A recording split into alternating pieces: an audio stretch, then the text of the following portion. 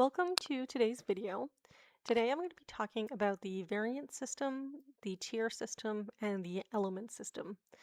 And although this video has been highly requested, it's been a long time coming because I wanted to, first of all, be as accurate as possible, but second of all, I wanted it to be easily understood. So I had to do some thinking about how to do this. And I think that a lot of players are confused, even those who have played Recharge for a long time, because the variant system is fairly new in comparison to the life of the entire server. And there are so many options that people are kind of like, what the heck am I looking at? And how does this relate to me? So, if you look at your weapons or if you look at your accessories, you're going to notice that they have variants and some have tiers. So, for example, I have Magic 3 nunchucks here. I have a Precise 3 saw blade here. I have a magic necklace. And if you go to the AH and you open up, a weapon, let's say like the Lotus Longbow, you're going to look at the price points here and be like, why the heck is this one singular weapon all over the map when it comes to price? And how much do I want to pay? Which one is worth the money? So the only difference between all of these really is the fact that they each have a different variant, a different tier, and a different element, and that's what makes it worth buying. So, which ones are relevant to you? Which ones are best for your build? That's what we're going to talk about today. So, I've done this little presentation up like the little nerd that I am. And first of all, we're going to talk about the variant types. So, there's 6 variant types. There's life, swift, strong, sturdy, magic, and precise. So the first one we'll talk about is life. Life gives vitality. Now I know that in another video I talked about what each stat does, but for the purpose of this video, we're just going to go through it again quickly so it's all in one place. So vitality, 1 point of that gives you 10 HP and 2 weight. So HP means health points, and weight is what you can carry in your inventory. Now this is pretty good for low levels that don't have much health, and it's decent for warriors and paladins. Swift gives dexterity, and I feel like dexterity has been slept on a little bit up until lately. It's probably more relevant now because HOP has monsters that hit very quickly, and you need more evade. So, what is evade and hit rate? Because you get 4 evade and 1 hit rate for every point of dexterity. So, evade makes monsters miss you more, and hit rate makes you miss a monster less. So you're more accurate, and they are less accurate. And historically, this has been good for rogues, but it's really become more decent for paladins and warriors because if you're up close and personal with these monsters that hit very quickly, it's nice to get hit less and take less damage. So Swift is pretty good for that, especially the higher levels who are at HOP. Strong. So strong gives power. 1 point in power equals 4 damage and 1 weight. So 4 damage is added to both your minimum and your maximum damage. And 1 weight, of course, is added to what you can carry in your inventory. And this is good for warriors, it's good for paladins, and I really recommend it for archers because when you're an archer, you're basically a glass cannon. So you have as much power as possible with a little bit of accuracy so that you're not missing, and strong is probably beneficial for you in that case. Now we have sturdy next. Sturdy gives defense and vitality. So 1 point in defense gives you 3 armor, and 1 point in vitality again gives you 10 health points and 1 weight. So armor protects you from damage against monsters. HP means health points, and weight is what you can carry on your person. So this is really good for paladins and warriors because if you're up close and personal with these monsters, you want them to do the least amount of damage to you as they possibly can. And sturdy comes in handy there. The next one is magic, which gives aura. So 1 point in aura gives you 10 MP and 1 weight. MP equals mana points. So the more mana points you have, the more magic you can use. the bigger your reservoir is to draw from for spells if you regenerate, and weight is what you can carry in your inventory, of course. So this is good for priest and mage. Those are going to want as much magic as possible. I actually have a priest build going at the moment, and I find that magic everything has been fantastic for me as you use it fairly quickly as you're healing yourself or other people in a group. And the last one is precise. Now, this one's a little bit different than all of the others. Precise gives accuracy and it gives crit. So, 1 point of accuracy gives you 4 hit rate and 1 evade.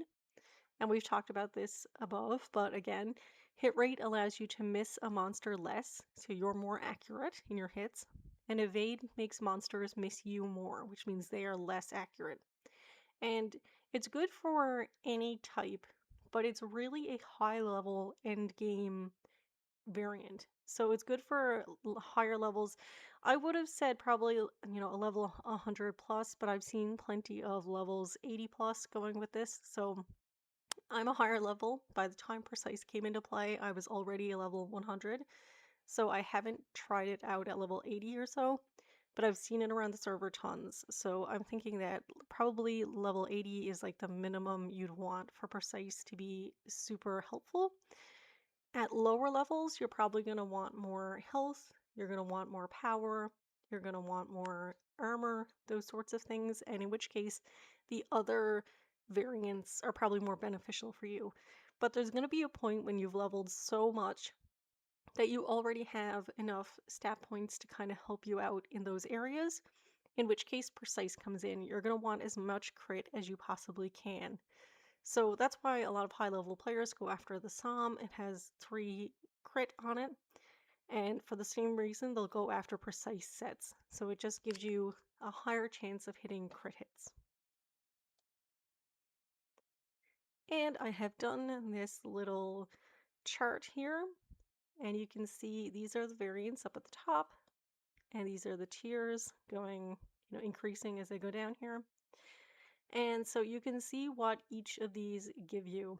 So life, you'll go from level 1, 3, 2 has 6, 3 has 10, and 4 has 14. So you'll see that as you increase tiers, you get better benefits.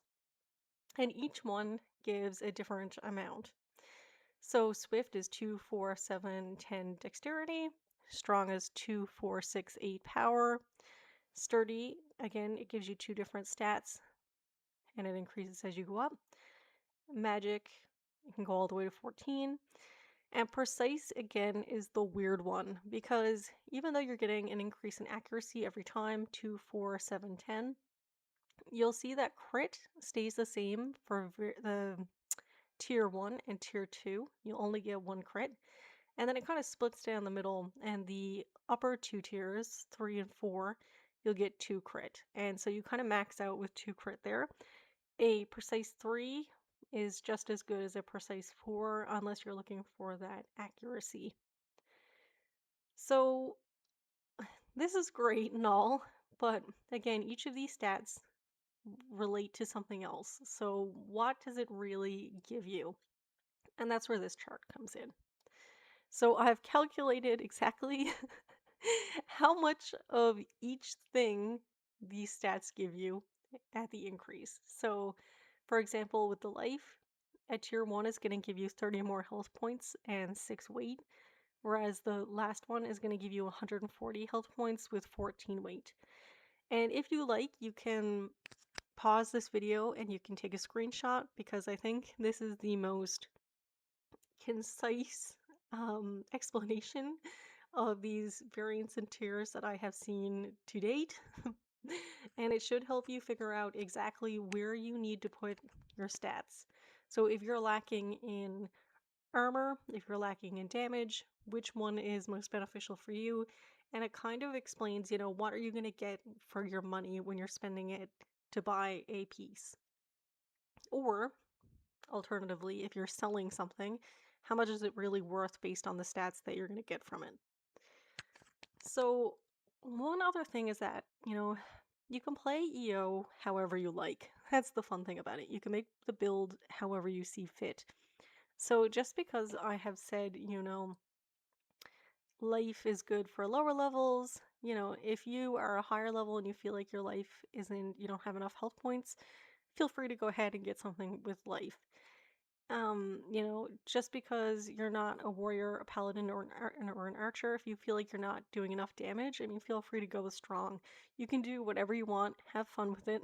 This is just my recommendation of what I personally would do based on the stats that you're getting here. Now, we've been through the variants, we've been through the tiers.